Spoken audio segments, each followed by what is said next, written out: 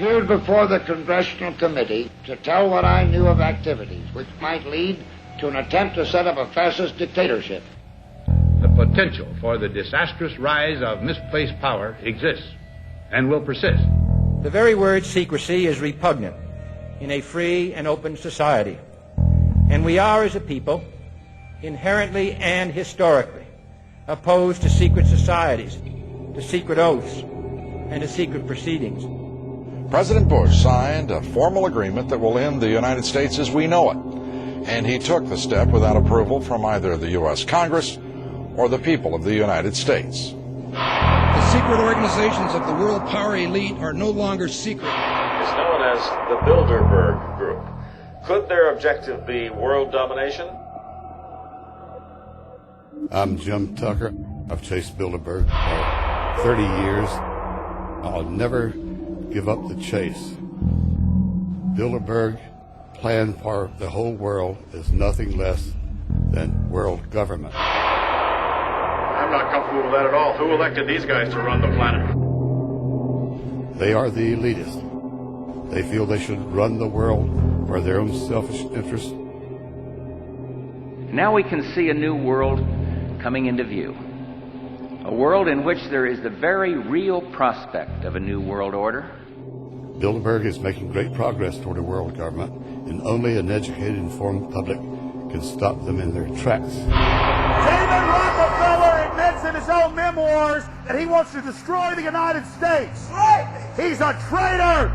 It's good to be back at the Council on Foreign Relations. As Pete mentioned, I've been a member for a long time and was actually a director for some period of time. I never mentioned that when I was campaigning for re-election back home in Wyoming. Let us never tolerate outrageous conspiracy theories.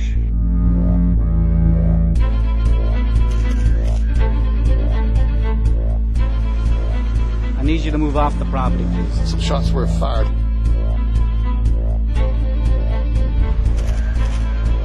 There's Bilderbergers right there.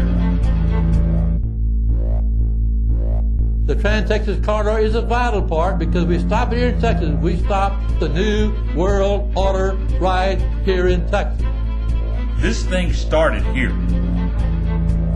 And to save this country, we kill this damn thing here.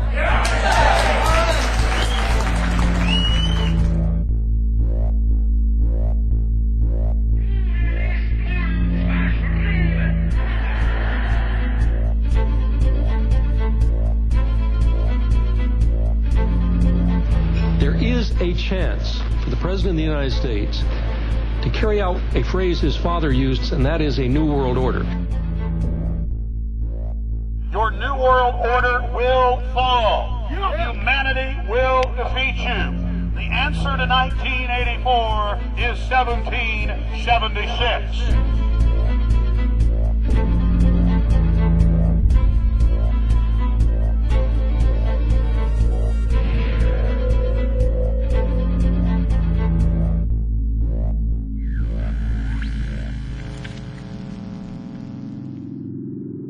In the near future, Earth is dominated by a powerful world government. Once free nations are slaves to the will of a tiny elite. The dawn of a new dark age is upon mankind. Countries are a thing of the past. Every form of independence is under attack, with the family and even the individual itself nearing extinction. Close to 80% of the Earth's population has been eliminated. The remnants of a once-free humanity are forced to live within highly controlled, compact, prison-like cities. Travel is highly restricted. Superhighways connect the megacities and keep the population from entering into unauthorized zones. No human activity is private.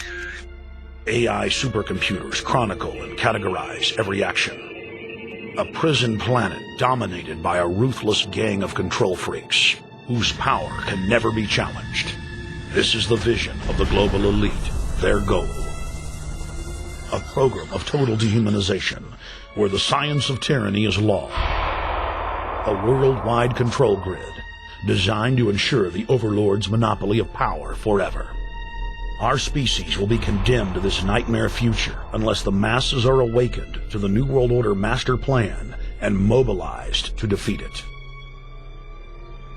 Erected by a secretive group, the Georgia Guidestones are a testament to the elite's plan for a world religion, global laws, with a global court and army to enforce it.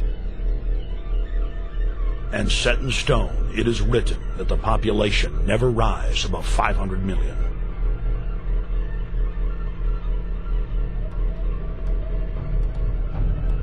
In this film, you will learn how our world is truly governed. You will see how highly secretive roundtable groups interlock to form a global intelligence network. This group has been steering planetary affairs for hundreds of years. Now, in the final stage, they prepare for open world government. A goal tyrants throughout history have lusted after. Dr. Michael Kaufman is a published ecologist specializing in ecosystem research, forest ecology, and ecosystem classification. Dr. Kaufman played a key role in blocking the ratification of the Convention on Biological Diversity in the U.S. Senate. The concept of a new world order has been around for centuries. It's been receiving tremendous play over the last half of the 20th century. George Bush, the first senior president, George Bush, used it a lot in his speeches and really implies that he really wants to see a order in which we have a universal or a global type of governance in which every human being on planet Earth is ultimately responsible for policies that are being formulated at the international level. It is a big idea, a new world order.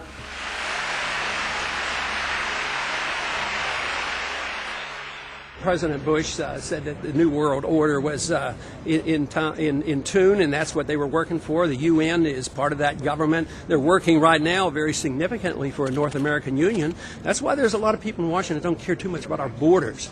They have a philosophic belief that national sovereignty is not important. It's also the reason I have made very strong suggestion that we need not be in the United Nations for our national security. It's really always the same. You go back throughout all of history, the Roman Empire, the Soviet Union, Hitler during the Nazism was always saying that it's going to create the utopia for the average person, when in fact, history always shows that it does exactly the opposite. Conquest and empire is as old as civilization. Babylon, Egypt, and Greece. They all built empires in an attempt to rule the world. The Roman system at its peak dominated the known world. Complex governmental systems were developed to control diverse populations. During the period between the 15th and 19th century, new empires emerged and again waged war for supremacy. The nobility, as well as the thriving merchant class, were financed by a handful of private banks. Many of the great money houses would hedge their bets and finance both sides of a war. Sophisticated intelligence-gathering networks gave the financiers a clear edge over the governments they were slowly gaining control of. On the 18th of June, 1815, agents of the British arm of the Rothschild family looked on as Emperor Napoleon Bonaparte fought desperately to save his army from the jaws of a British-Prussian pincer attack. A Rothschild agent was able to get the news of Napoleon's defeat at the hands of Lord Wellington to Nathan Rothschild a full 20 hours before the news reached London. Nathan, the head of the British arm of the Rothschild family, put out the rumor to the London Stock Exchange that Napoleon had won the war.